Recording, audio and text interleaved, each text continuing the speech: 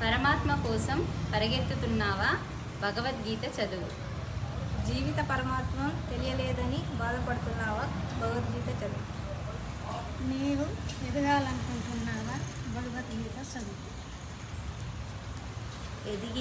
ఒదిగాలనుకుంటున్నావా? భగవద్గీత చదువు. గతం కోసం బాధపడుతున్నావా? భగవద్గీత చదువు. భవిష్యత్తులో భయపడుతున్నావా? భగవద్గీత చదువు. వర్తమానంలో నిలవలేకున్నావా? భగవద్గీత చదువు. నాకేమి తక్కువని విర్రవీగుతున్నావా? భగవద్గీత చదువు. నాకు ఎవరు లేవని బాధపడుతున్నావా? భగవద్గీత చదువు. సంపాదన ఆర్జించడంలో తృప్తి లేదా? భగవద్గీత చదువు.